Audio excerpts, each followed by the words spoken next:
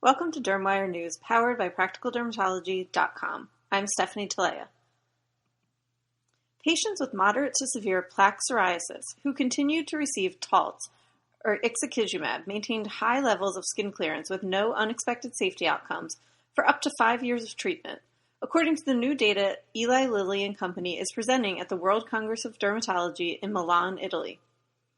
Of patients who continued to take Taltz through 5 years in the extension period of this study, more than 90% maintained significant skin clearance as measured by PASI 75, and almost half of patients maintained completely clear skin, says Dr. Craig Leonardi, lead investigator of the study and adjunct professor of dermatology at St. Louis University School of Medicine. These results demonstrate that patients using Taltz can achieve sustained skin clearance over the 5-year treatment period. Patients who were static Physician's Global Assessment 0/1 responders at week 12 and who completed 60 weeks of treatment could enter the open-label extension period of UNCOVER-1.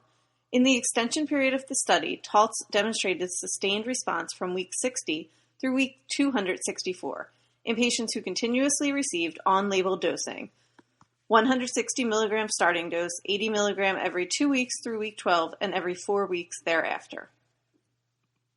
Response rates were maintained over the 5-year period, with psoriasis area and severity index 75, 90, and 100 response rates of 94.3%, 81.8%, and 46.6% respectively at week 264. During weeks 60 through 264, treatment-emergent adverse events were consistent with the previous studies of Taltz from the UNCOVER program. Additionally, there were no new or unexpected safety findings during the extension period. 4-year data from UNCOVER-3 will also be presented at the WCD. The medical education event focused on the dermatologic treatment of skin of color has a new name. Skin of Color Update, previously the Skin of Color Seminar Series, provides dermatologists with evidence-based research and practical pearls in treating skin of color, including patients with multiracial backgrounds. Just as the treatment of skin of color has evolved, this event has also evolved, says Skin of Color Update co-chair and founding dermatologist Elliot Battle. Thanks to the audience feedback, nearly all general sessions will have additional time for Q&A, making this year's event the most interactive yet. Skin of Color Update will now be held annually in the fall. The 2019 event will be held September 7th and 8th at the Crowne Plaza Times Square in New York. Skin of Color Update uses a didactic, case-based approach through lectures, hands-on training, and live demonstrations. Co-founding dermatologist Andrew Alexis also serves as an event co-chair. Common skin, hair, and nail conditions in diverse populations will be covered. In addition, advanced treatment protocols for pigmentary and hair disorders will be shared during mini-symposiums. Sessions will address medical, surgical, and cosmetic dermatology. It is vitally important for all dermatologists to know how to provide safe and effective treatment for diverse patients, says Dr. Battle. Skin of Color Update gives dermatologists crucial annual updates and pearls that can directly impact patient care. The conference will also offer an exhibit hall featuring companies showcasing the latest innovations in dermatology. A poster session will also be available. In 2018, more than 300 dermatology providers attended the event. Up to 12 CE credits, AMA PRA Category 1, can be earned. Registration is available at skinofcolorupdate.com.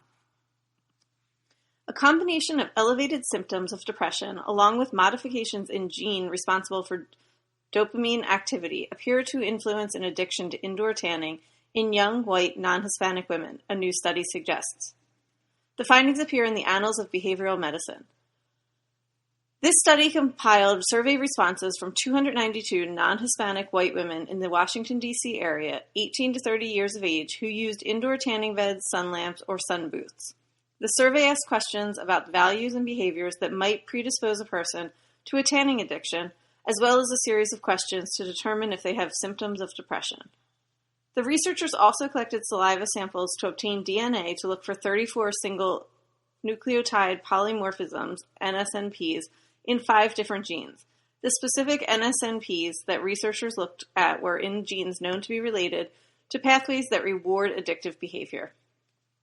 By demonstrating that genes and behavioral reward pathways are associated with tanning addiction, we are providing stronger evidence that tanning addiction is a cancer risk behavior in need of intervention, says lead author Darren Mays, an associate professor of oncology and member of the Cancer Prevention and Control Program at Georgetown Lombardi.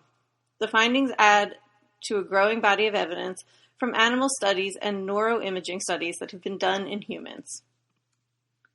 The researchers adjusted their analyses based on indoor tanning frequency, value of appearance, and depressive symptoms.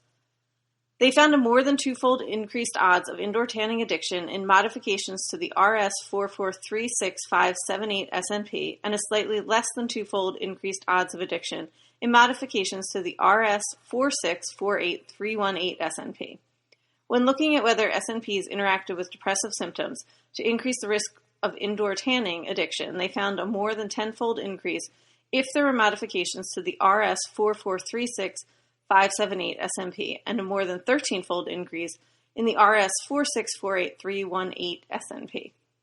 This knowledge should be helpful if screening for risk of addiction is shown to be beneficial in reducing the chance that people will engage in a cancer-causing activity. May's work in tanning addiction continues with a study just getting underway that will explore the effectiveness of text messaging as an intervention to help young women quit if they are addicted to indoor tanning. The research is funded by the Prevent Cancer Foundation.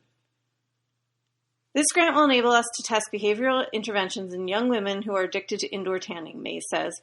We have used text messaging to intervene in other behaviors and have found that the personalized conversation we can deliver through this medium can help people take steps to quit.